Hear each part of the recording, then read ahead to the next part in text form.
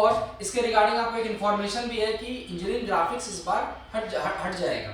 तो इसका मतलब क्या है कि दो ही सब्जेक्ट आपके बच जाएंगे, एक है जनरल टेस्ट और दूसरा है आपका अप्लाइड मैथ्स। इन्हीं दो सब्जेक्ट से आपको स्कोर भी करना है और अच्छा कॉलेज भी लेना है। तो मेरा कैलकुलेशन ये है कि इस बार कट ऑफ ज़्यादा बढ़ने वाला है। क्यों बढ़ने वाला है? क्योंकि ये दो ऑप्शन है आपके पास, ठीक है, और इन्हीं दो ऑप्शन को यूज करके आपको स्कोर करना है। तो हर बच्चे के पास अब दो सब्जेक्ट पढ़ने के बाद ज़्यादा टाइम है, कम सब्जेक्ट है, तो हर कोई अच्छे से पढ़ लेगा। अब वो बच्चे रह जाएंगे जिनके मन में कुछ डाउट्स हैं। एक, सर जनरल टेस्ट तो मैंने कभी पढ़ा ही नहीं है, कैसे होगा, वो तो मैं कर ही नहीं पाऊंगा। दूसरा मैथ्स, सर मैथ्स तो बहुत हार्ड है, वो तो मैं कर ही नहीं पाऊंगा, मुझे समझ ही नहीं आता। जिनके भी माइंड में ये दो डाउट्स आए वो भूल जाए कि उनको कोई गवर्नमेंट कॉलेज मिलने वाला है और उनको कोई अच्छा कॉलेज मिलेगा। क्योंकि गवर्नमेंट कॉलेज हर किसी को चाहिए अच्छे, क्योंकि कम फीस होती है। तो अगर आपको अच्छे कॉलेज चाहिए तो आपका माइंडसेट थोड़ा आपको बदलना पड़ेगा। माइंडसेट इस तरह से रखना होगा कि कोई बात नहीं, हार्ड है लेकिन इम्पॉसिबल तो नहीं है। तो अगर आपको क्या करना है, डेली 1-2 घंटे आपको बस क्या करना है। और मैथ्स हार्ड कब हो जाती है कि जब आप अनडायरेक्शनल पढ़ते हो, कभी इससे कभी उससे, कभी यहाँ से कभी वहाँ से, क्या करना है नहीं करना है। लेकिन अगर कोई एक गाइडेड पाथ में पढ़े कि किसी ने बता दिया आज ये करो, अगले दिन ये करो, अगले दिन ये करो, अगले दिन ये करो, इस तरीके से अगर कोई बता दे आपको तो मैथ्स आपके लिए इजी हो जाता है, ठीक है। और रही बात जनरल टेस्ट की, तो जनरल टेस्ट में क्या है कि इतना ज़्यादा सिलेबस है कि वो वहाँ भी आप कंफ्यूज हो जाओगे। हिस्ट्री पढ़े, ज्योग्राफी पढ़े, पॉलिटी पढ़े, क्या पढ़े। तो अगर आप किसी अच्छे कोचिंग से जुड़ जाते हो तो वो आपका ये सरदर्द ले लेता है और वो आपको एक रूटीन बना के दे देता है कि नहीं बच्चे आपको डे बाय डे ऐसे ऐसे पढ़ना है। तो अगर आपने 20 to 30 डेज भी हमारे शेड्यूल को फॉलो कर लिया तो मेरा ऐसा मानना है कि आप बेटर पोजीशन में होंगे 30 दिन पहले से, तो और आपके अच्छे कॉलेजेस के चांसेस भी बढ़ जाएंगे। तो पहला मैं जनरल टेस्ट का सॉल्यूशन बता देता हूँ क्योंकि काफ़ी वो छोटा है। तो जनरल टेस्ट में आपको क्या करना है, जैसे मॉड्यूलेशन की किसी भी वेबसाइट पे जाइएगा, आपको वेबसाइट पे जैसे ही आप क्लिक करोगे तो आपको ये लीड का दिख जाएगा। अगर आप और भी लीड की तैयारी करना चाहते हैं जैसे IPU, DTU और भी बहुत सारे, तब तो आपको ये कोर्स लेना चाहिए लाइव प्लस रिकॉर्डेड। और इसी के अंदर मैं CUET भी अपलोड करवा दूंगा। सिर्फ जनरल टेस्ट मुझे अपलोड करना है, वो भी रिकॉर्डेड फॉर्म में, तो मैं इसमें अपलोड करवा दूंगा। तो आप जैसा डिमांड करोगे वैसा मैं करवा दूंगा, वो आपके ऊपर है। तो नंबर आपको कहाँ से मिल जाएगा, इसी वेबसाइट पर कॉलिंग का नंबर आता है, वहां से आप कॉल कर लेना।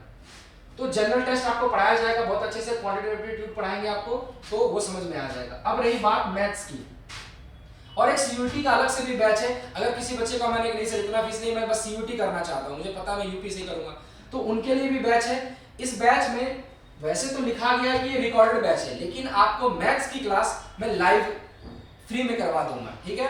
बस आपको ये बैच लेना है और वहां से आपको मैथ्स की क्लासेस आपको क्या है फ्री में मिलने लगेंगे, वो भी लाइव के तौर पे। क्योंकि मैथ्स थोड़ा हार्ड होता है समझना, तो मैं सोच रहा हूँ डेली कनेक्ट करके उसे कोशिश करेंगे, आसान करेंगे। आपको पता है कि दिल्ली में हमारा लक्ष्मी नगर में ऑफलाइन सेंटर है और यहाँ पर हमने बहुत सारी चीजें ऑलरेडी कवर कर ली हैं। देखते हैं वो क्या क्या कवर कर रखा है सिलेबस के अकॉर्डिंग। ये है आपका मैथ्स का सिलेबस, देख पा रहे होगे। अप्लाइड मैथ्स कहिए या मैथमेटिक्स कहिए, इसके अंदर आपके दो सेक्शंस आते हैं, एक है A सेक्शन और एक है B1। तो इन दोनों सेक्शन को आपको क्या करना है, अच्छे से डील करना है। तो देखते हैं क्या है। आपके पास सेक्शन A जो है,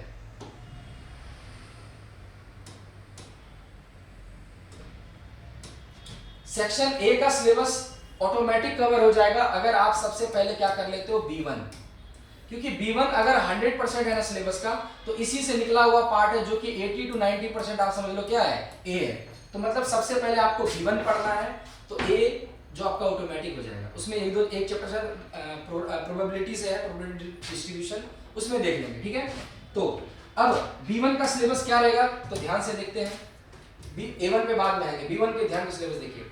इसमें आपके टोटल 6 यूनिट आने हैं। 6 यूनिट में आपका पहला रिलेशन एंड फंक्शन। अब यही मैं बात बता रहा था कि ऑफलाइन में ऑलरेडी ये मैंने पढ़ा दिया है। अच्छा, इनवर्स नहीं पढ़ाया है। ऑफलाइन में ऑलरेडी मैंने रिलेशन एंड फंक्शन पढ़ा दिए हैं और सारा बताया, reflexive, symmetric, transitive, equivalence, 1 1 on 2, composite, inverse of function और बाइनरी ऑपरेशन। इसके ऊपर मैंने प्रैक्टिस सेट भी कराया हुआ है बच्चों को। तो अगर आप नहीं जुड़ते हो तो आपका कैसे कंप्लीट किया जाएगा, तो आपको क्या है थोड़े से एक्स्ट्रा टाइम देकर ये सारी चीजें कवर करा दी जाएंगी, ताकि क्या हो, मार्च मिड तक आपका मैथ्स लगभग अच्छा हो जाए कि आप कुछ 15-20 क्वेश्चन कर पा रहे होंगे। ठीक है, इनवर्स ट्रिगो ये आपका एप्टीट्यूड वाले पार्ट में कवर कराया जाएगा, क्योंकि इनवर्स ट्रिगो समझने के लिए ट्रिगो समझना होगा आपको। वैसे तो मैं भी करा सकता हूँ, लेकिन एक और हमारे पास फैकल्टी है, तो वो क्या है, टाइम बच जाएगा आपके पास, काफी चीजें पढ़ने को हो जाता है। ठीक है, तो ये भी पढ़ लेना है। मैट्रिसेस एंड डिटरमिनेंट भी कंप्लीट हो चुका है ऑफलाइन वालों के लिए। वापस से वही बात है, अगर आप जोड़ोगे तो आपको बाद में वापस से एक्स्ट्रा टाइम देकर कराया जाएगा, हर चीज कराया जाएगा। जैसे मैट्रिक्स में अगर देखोगे तो क्या है, concept, order, notation, type of matrix, zero matrix, transpose, zero matrix, column, और ये एलिमेंट्री ऑपरेशन, इनवर्स करना, ये आपका इन्वर्टिबल मैट्रिक्स है या नहीं है, कुछ प्रॉपर्टीज, एडिशन, मल्टीप्लिकेशन, सारा का सारा आपको कराएगा। डिटरमिनेंट में भी इसकी प्रॉपर्टी, माइनर, कोफैक्टर, ये सब चीजें आती हैं। ठीक है, तो आपको कराया जाएगा। अच्छा, मैथ्स में मेन डर क्या होता है ना, कि बच्चे शायद करेक्ट नहीं कर पाते टीचर से, या फिर हो सकता है टीचर की भी गलती हो कि टीचर सही से समझा नहीं पा रहे हैं। तो आपको क्या करना है कि एक दो लेक्चर देखना है किसी भी टॉपिक का, अगर वो आप उस टीचर से समझ पा रहे हो, उसका मतलब है कि वो आपको आगे भी चीजें समझा देगा, बस आपको एफर्ट थोड़ा सा ज्यादा डालना होगा। तो ये कैसे कर सकते हो, तो डेमो सेशन अगर आप बोलोगे तो वो मैं अवेलेबल करा दूंगा, वरना यूट्यूब पे क्या है, मॉड्यूलेशन लीड लिखोगे, यूट्यूब पे हमारे कुछ चैनल्स ऑलरेडी हैं, तो मैथ्स में जाके देख लो। एक प्लेलिस्ट ही बनी हुई है पूरी IQ, DTU और CUT लीड के नाम से, कुछ 90s वीडियो है उसके अराउंड, उसमें लगभग सब वहां से देख लो। लेकिन अगर आप बोलोगे सर जैसे मुझे मैट्रिक्स पढ़ा दो, डिटरमिनेंट पढ़ाओ, अगर एक दो लेक्चर में फ्री में आपको डेमो सेशन के तौर पे दूं, तो वहां से आप बताना। ठीक है, वैसा मैं कर दूंगा। अगला है आपके पास कैलकुलस। अच्छा, मंडे को हम सब जो शुरू करने वाले हैं वो है ये कैलकुलस से शुरू करने वाले हैं, क्योंकि मेरा ऐसा है टारगेट कि फरवरी तक और मिड मार्च तक मैं लगभग ये सारी चीजें कंप्लीट कर दूं। अभी हार्ड है, इसीलिए मेरे पास टाइम भी है। कैलकुलस में आपको पता है लिमिट, कंटिन्यूटी, डिफरेंशिएबिलिटी होता है सबसे पहले, उसके बाद डेरिवेटिव करेंगे, मतलब डिफरेंशिएबिलिटी मतलब डिफरेंशिएशन सीखोगे, डिफरेंशिएशन से सीखोगे एप्लीकेशन ऑफ डेरिवेटिव। इसके बाद आपका क्या आ जाएगा, इंटीग्रेशन। इंटीग्रेशन बहुत हार्ड हो जाता है, आपको पता है। अगर आप बोलोगे कि सर मुझे इंटीग्रेशन ही डेमो दे दो, क्योंकि जो सबसे हार्ड है वो मैं देखना चाहता हूँ कि आप समझा पाते हो या नहीं, तो इंटीग्रेशन का डेमो दे देंगे।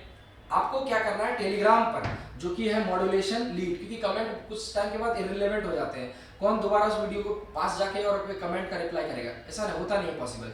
तो आप टेलीग्राम पे हमेशा लाइव हो रहते हैं, तो टेलीग्राम पे आप अपना डिमांड बताइए, उस हिसाब से आपकी जरूरतें पूरी कर दी जाएंगी। तो आप बताओ, जैसे इंटीग्रेशन से लेक्चर लेके आओ तो वो आपको मैं आसान कर दूंगा, वहां वो समझ में आ गया तो पूरा मैथ्स में समझा सकता हूँ। ठीक है, तो वो आपको चेक करना है इस चीजें से।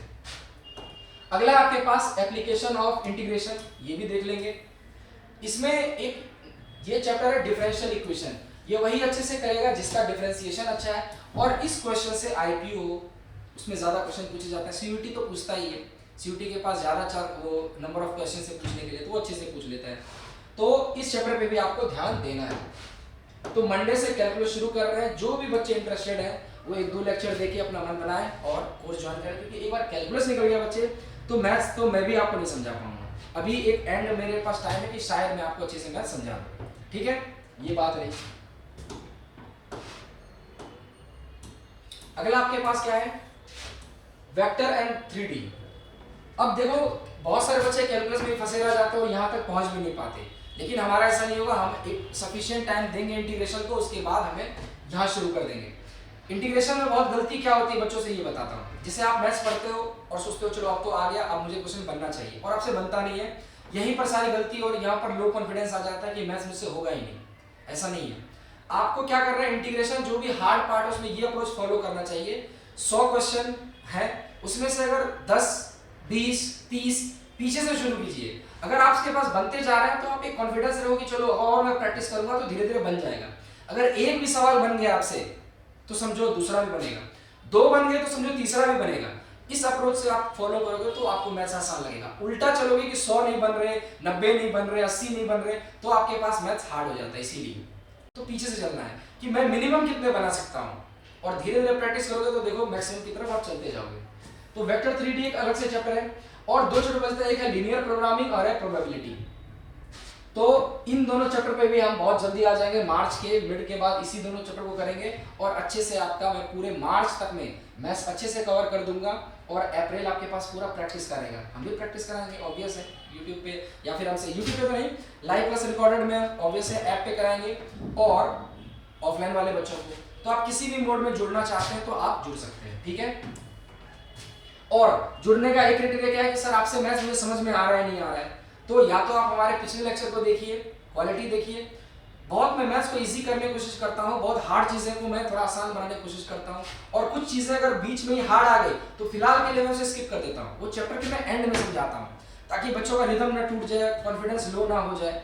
ये एक टीचर के ऊपर डिपेंड करता है कि किसी भी चीज़ को कैसे वो आसान कर सकता है, क्योंकि मैथ्स हार्ड है तो पूरी दुनिया जानती है, लेकिन अगर कोई टीचर उसको आसान बना रहा है किसी और तरीके से, तो वो एक बार पैटर्न आपको देखना चाहिए, ठीक है। और ये B1 तक देखना। अब सेक्शन ए पे आइए तो देखिए सेम चीजें मैं रिपीट कर रही होंगी। अब सेक्शन ए में कुछ नया पढ़ने को नहीं रह गया, 10% एक चैप्टर आपको पढ़ना है। जैसे देखो मैट्रिसेस एंड डिटरमिनेंट, क्या बता दिया हूँ, सारा बता दिया हूँ। कैलकुलस में डिफरेंशिएशन और उसके एप्लीकेशन और डेरिवेटिव है कि नहीं, ये सारा बताइए। उसके बाद इंटीग्रेशन और एप्लीकेशन ऑफ इंटीग्रल है, उसके बाद डिफरेंशियल इक्वेशन है, यही सब तो था सारी चीजें। उसके बाद प्रोबेबिलिटी डिस्ट्रीब्यूशन एक आपको पढ़ना है, ठीक है, और उसके बाद है लीनियर प्रोग्रामिंग, बस एक प्रोबेबिलिटी डिस्ट्रीब्यूशन पढ़ना है आपको। तो ये है पूरा मैथ्स का सिलेबस सीयूईटी का, और ये मैंने सीयूईटी मैथ्स का नहीं पूरा ही आपको बता दिया कि हाउ टू अप्रोच सीयूईटी लीट, ठीक है। और इसमें मैथ्स का मैं मैथ्स पढ़ाता हूँ तो मैथ्स को मैं थोड़ा और डीप में देख लिया। तो किसी भी तरह का डाउट है तो आप टेलीग्राम से जुड़ें, टेलीग्राम पे मुझे बताएं, मॉड्यूलेशन लीड टेलीग्राम पे लिखोगे तो आपको मिल जाएगा। दूसरा आप वेबसाइट पे जाइए, वहाँ वेबसाइट पे लिखिए मॉड्यूलेशन लीड, दिए गए नंबर पे कॉल कीजिए, कोई भी डाउट पूछ सकते हैं, ठीक है। और कौन सा लेक्चर आपको चाहिए एज अ डेमो सेशन वो भी आप हमें बता सकते हो, कमेंट में बताइए, ये कमेंट में मैं देख लूंगा जो अभी रिलेवेंट है। कौन सा सेशन जो हार्ड चैप्टर आप मानते हो ना, आप वो बोलो कि सर वो मुझे 2 डेमो सेशन दो, वो मैं दूंगा और वहां से आपको पता चल जाएगा, ठीक है। तो अगर आप कम फीस में बीटेक करना चाहते हैं तो आपको सीयूटी लीट एग्जाम देना चाहिए, और भी आप लीट दीजिए, ठीक है। आप बता देना कैसे क्या करना है, ठीक है। Thank you.